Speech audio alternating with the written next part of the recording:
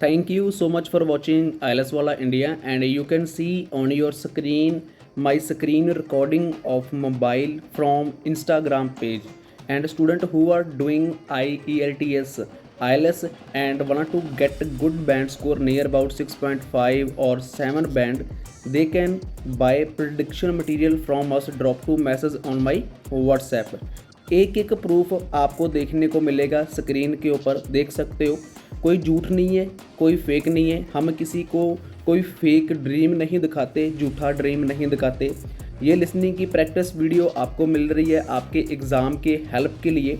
उसके साथ prediction plus material में हम 20 reading, 20 speaking, 20 near about listening वगैरह प्रोवाइड करवाते हैं। एक एक प्रूफ पहले देख सकते हो आप मेरे इंस्टाग्राम पेज के ऊपर, लिंक आपको मिल जाएगा डिस्क्रिप्शन बॉक्स में। अगर आप भी प्रेडिक्शन लेना चाहते हो, मटेरियल लेना चाहते हो तो ड्रॉप कर सकते हो दिए गए व्हाट्सएप के ऊपर। 100% हेल्प मिलेगी, डेली क्लासेस भी मिलेंगी, वो फ्री है। Test is in 4 part 1, part 2, part 3, and part 4. Now look at part 1. Part 1. You will hear a woman asking a shop assistant about DVD players. You now have 30 seconds to read questions 1 to 4.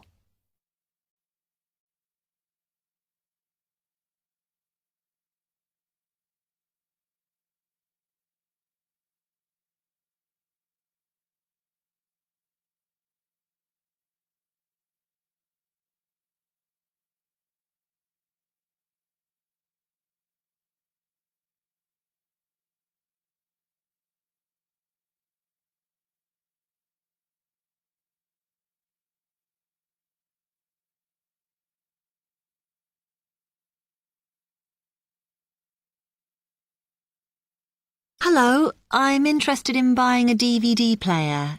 Can you help me, as I don't know very much about them? Of course.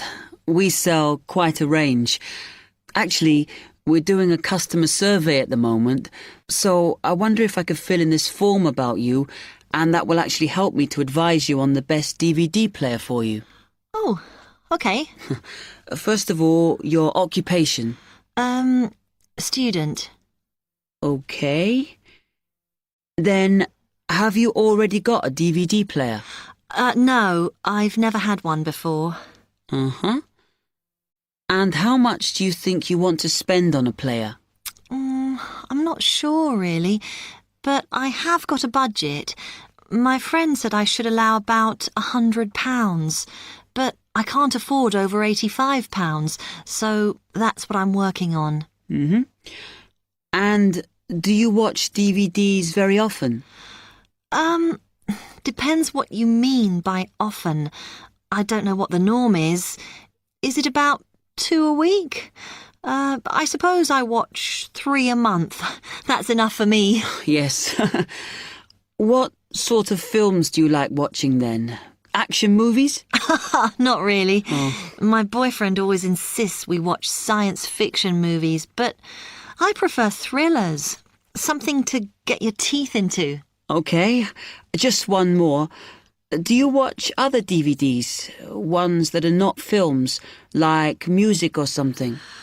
Not much, because I don't want to spend the money on something I can watch on TV, but I occasionally rent out comedy programs, and I fight with my boyfriend over all the sports DVDs he watches. You now have 30 seconds to read questions 5 to 10.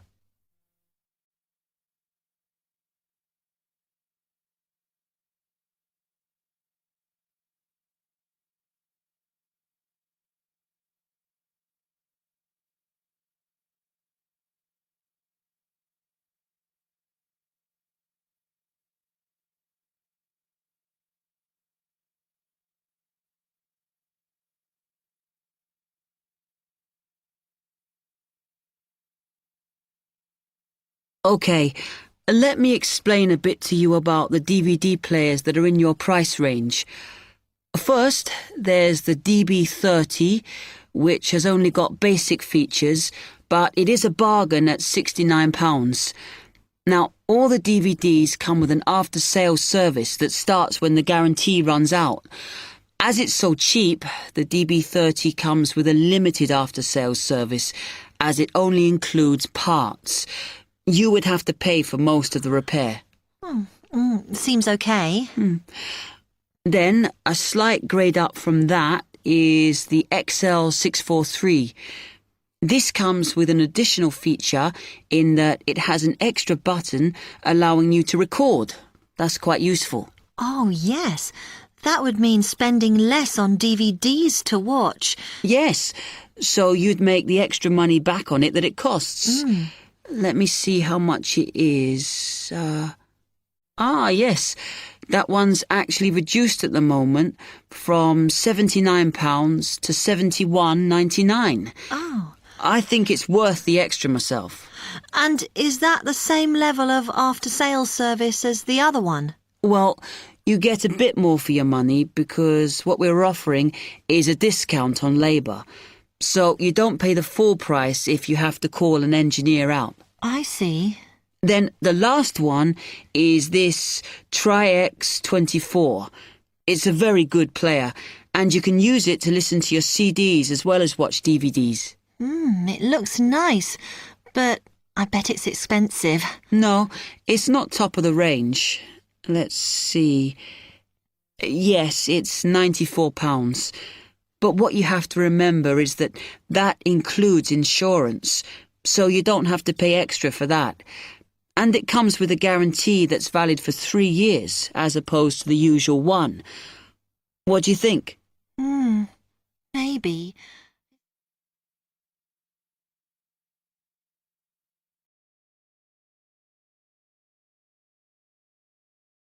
That is the end of part 1. You now have half a minute to check your answers.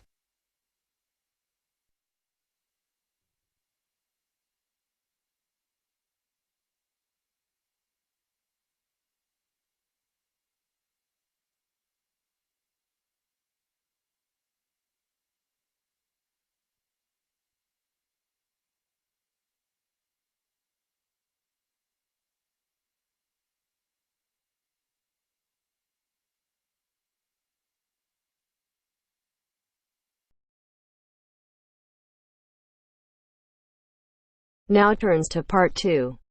Part 2. You are going to listen to a talk about au pairs in the UK. First, you have some time to look at questions 11 to 15.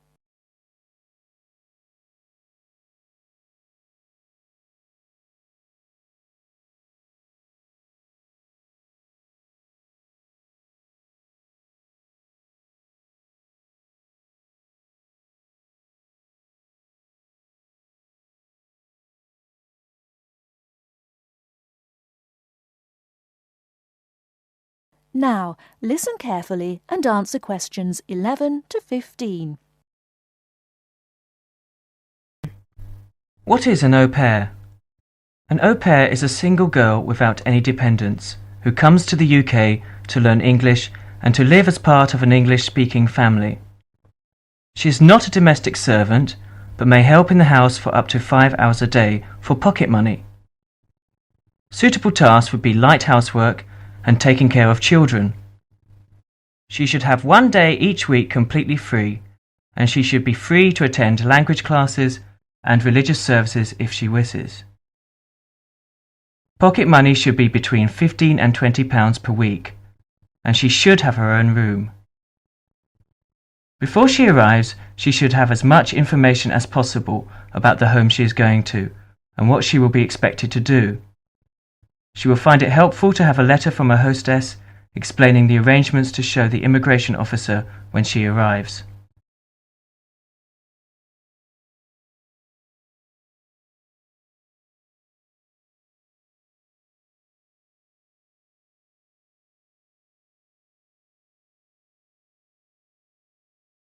Before you hear the rest of the talk, you have some time to look at questions 16 to 20.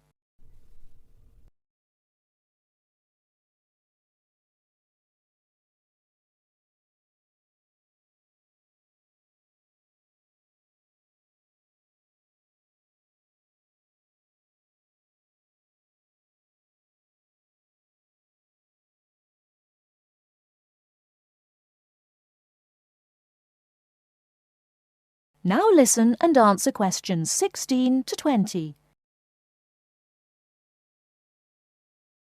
An au pair must be a single girl aged at least 17 and no older than 27 when she first becomes an au pair. She must be a national of a Western European country, which includes Malta, Cyprus, and Turkey. The longest a girl may stay in the UK as an au pair is 2 years. A girl who has been in the UK before as an au pair will be allowed to come to the UK again as an au pair only if the total period is not more than 2 years. An au pair is not allowed to take a job in this country. The light household duties which are part of the au pair arrangement are not regarded as employment. An au pair who is a national of a country which is not in the Commonwealth or European Community, EC, and who is admitted for longer than 6 months will normally have to register with the police. This will be shown in her passport. She must take her passport and 2 passport-size photographs to a police station. She will have to pay a fee, about £25. If an au pair wishes to stay longer than the time stamped in her passport, she may apply either by post to Luna House, Croydon, or in person at one of the public inquiry offices. If she applies by post, it is a good idea to send any valuable documents by recorded delivery post. She should apply before the time limit on her permitted stay runs out. She must show that the arrangements are still those of an au pair. She may change host families during her time in the UK, providing that the new arrangements are also those of an au pair. That is the end of part 2. You now have half a minute to check your answers.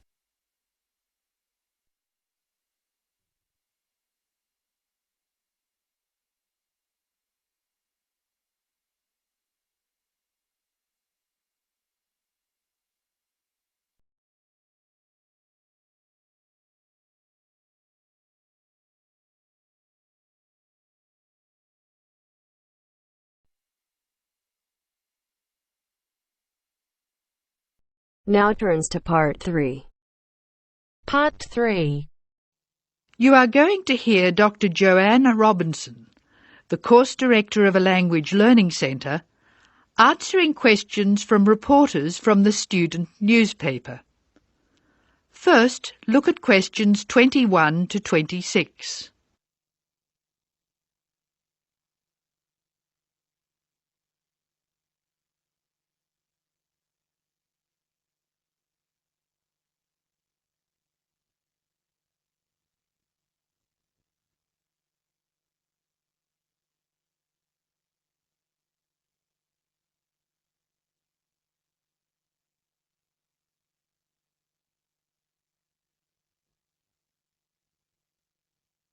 As you listen to the first part of the talk, answer questions 21 to 26. Write no more than 3 words or numbers for each answer. Welcome to the Language Learning Center. I'm Joanne Robinson. You must be the reporters from the Examiner. Please come in and sit down. Hello, Dr. Robinson. Yes, we're from the Examiner. I'm Cheryl Perkins and this is Don Klim. May I start with a question? Did this college really start with Brazilian students? It did. The Language Learning Center was founded in 1985 to look after a group of students from Brazil who wanted to study here. Those 20 students soon grew to 60, and as you can imagine, we had severe accommodation problems. Somebody said you were in the old amenities block, right near the engineering school. They have a good memory. Yes, we were there because the university hadn't believed we would expand so quickly. The problem wasn't solved until we moved into these new premises in Bancroft House in 1987. When did you start taking students from other countries? About 1990. We now have students from 13 different countries enrolled, and we expect a large group from Turkey next month. Yes, we've noticed a lot more advertisements for Turkish restaurants in our advertising section. Well, 40% of our students come from Turkey, by far the largest single national group, and I believe there's been an influx to the rest of the university. There are a lot of Turkish students studying hospitality. Do you offer anything special to the students? Yes, we do. There are several things which make us rather different from other language schools. English is certainly not restricted to English for academic purposes here. Sometimes we have extra classes for students who have particular courses in mind. And we have just said goodbye to a group of 30 Indonesian students who were preparing for a university course in agriculture.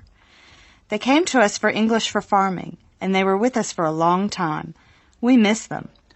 How long do students usually stay at the Language Learning Centre? It varies, so I'll talk about the average. Most of our courses last for 5 weeks, but to make any real progress, a student needs to be here for at least 3 terms. That's 15 weeks. The students do better if they have a little time to settle in at the beginning of the course, and we offer an orientation course that lasts a week. Most students take it. It helps them to settle down, and it gives us plenty of time to test them and place them at the right level. How many people are in each class? We sometimes go up to 18, but our average class size is 14 students, and some classes have as few as 7 participants. It depends on the needs of the group. You were saying that you miss your students when they go. How do you attract students? I mean, how do they hear about the Language Learning Centre in the first place? We're included in the university advertising and marketing, and we have our own website. The thing which works best for us, though, is word of mouth. Students who leave us often send us their friends. In fact, a student who arrived today was carrying a photograph for me of a former student and his baby. It sounds like a nice place to be. It is. A lot of our students make lasting friendships while they're here. Before you hear the rest of the talk, you have some time to look at questions 27 to 30.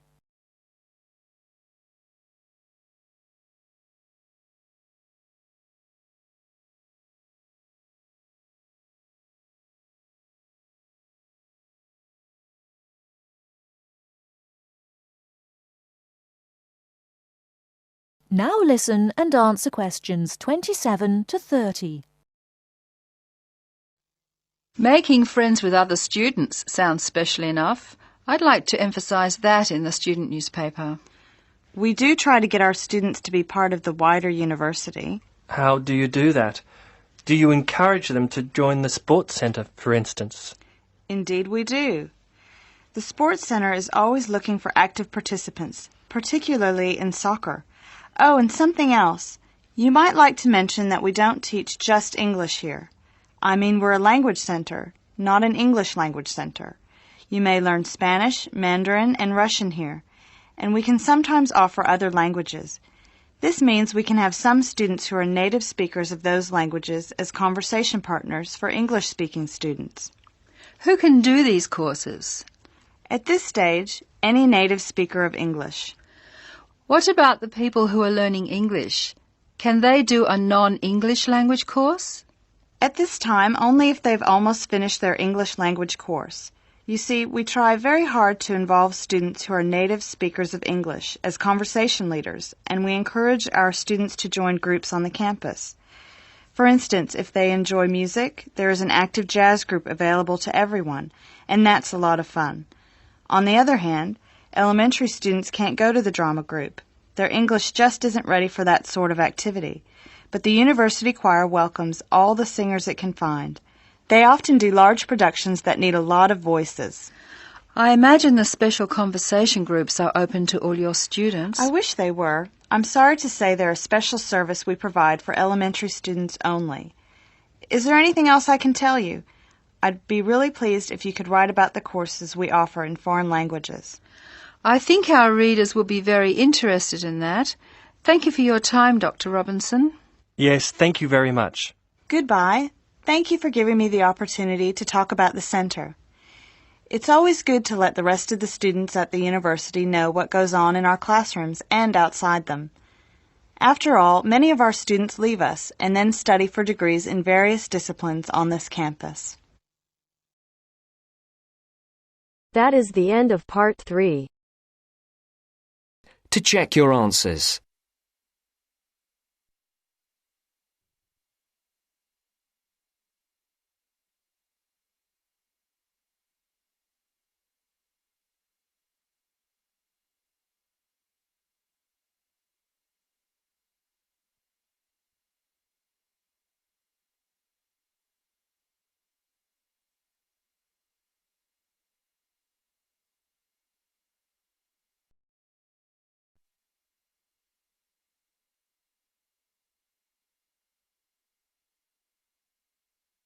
Now turns to Part 4. Part 4. You will hear part of a talk on cat breeds. First, you have some time to look at questions 31 to 40.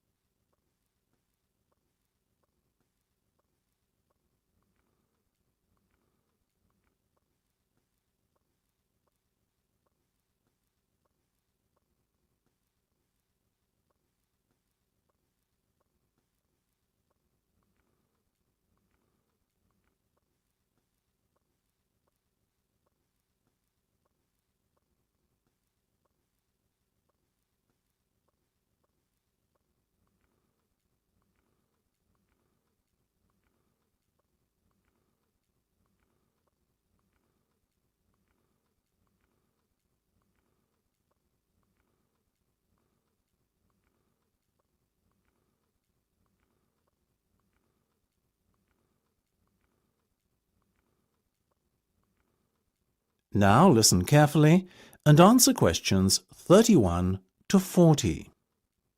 Look at her, ladies and gentlemen. Isn't she beautiful? The Abyssinian is a natural breed of cat which originated in Africa, or more specifically, what is now Ethiopia. Today it is found in much of the surrounding African continent, particularly Somalia. Its head is broad and moderately wedge-shaped, and it has relatively large pointed ears, like the specimen you can see here in front of you. It is typically a reddish colour and is known for the unusual M-shaped marking, which often appears directly above the two eyes. See here. It has a medium-length coat in a sort of ticked pattern, ticked being a term to describe when the hair gets progressively darker from root to tip. There you go, little fellow, well done. Now this gentleman, he is a male, I can assure you, is the Aegean. The Aegean is of Greek origin, as you might have guessed, and is thought to have come from the Cycladic Islands. It's considered to be the only native Greek breed of cat. It is one of the newest and therefore rarest cat breeds, but relatively plentiful throughout Greece. It is much liked for its intelligence and friendliness, and because it excels in pest control. It has a semi-long-haired coat with rich tail. The coat is typically bi- or tri-coloured, with white always present, and the other colours ranging from black to red, blue, cream, etc. These colours are just as likely to present themselves as stripes. This little guy, as you can see, has beautiful reddish-blue stripes running through a pale coat. The head is medium-sized and quite round. The ears have a wide base, rounded tips, and are covered by hairs. Now the Australian. Australians are still mainly confined to distribution in their homeland. Obviously Australia, though a number of catteries in the UK have started to breed them too. Look at those expressive eyes. The cat is a fine example of the breed, medium-sized and short-haired. Notice also the large round head. This breed is much loved for its tolerance of children, and because it is very rarely inclined to scratch. Its coat is typically spotted, or, as in the case of this little fellow, classic tabby style. Last but not least, we have the bobtail, another relatively new breed, like the Aegean and Australian. The bobtail first appeared in the 1960s in the United States, the only country in which it has a significant distribution, and is most notable for its stubby, bobbed tail, which is only something like 1/3 to 1/2 the length of a normal cat's tail. It is a very sturdy breed, with rather shaggy and dense fur. Bobtails can have any colour fur, and often have the appearance of a tabby. Unlike the other breeds we have discussed, the bobtail is not natural. It is said to be a result of the crossbreeding of a domestic tabby cat and a bobcat. Such is the careful breeding the cat has undergone that it comes in all colours, and there are also both long and short-haired versions. If I had to recommend one of these breeds to you today, I would have to vouch for the Australian. After all, As all of us here are parents, we must surely agree that our children are our first consideration when it comes to purchasing a pet. What effect the animal will have on them, how will it react, etc. These are questions we all ask ourselves, and they are even more important when the child is very young. The Australian is simply unrivalled in the temperament department and is extremely unlikely to lose its composure and take a swipe at your child. That said, it is still a very rare breed in these parts, and as with all things in the world, rare equates to very expensive. So it may be beyond the price range some of you are prepared to pay. Surprisingly perhaps, though the bobtail is part lynx or bobcat, as they say in the States, it doesn't appear to have inherited any of the wildcat's aggressiveness, and therefore it makes an excellent second best as a pet you can allow to be around children. It is also considerably less expensive. The other two breeds we have talked about both make excellent house pets. However, hand on heart, I could not endorse either as a pet to have around young children. In my view, the child's safety is not something to gamble with. So, if you can afford the extra few quid to lay out for a bobtail, or better still, an Australian, do so. You won't regret it.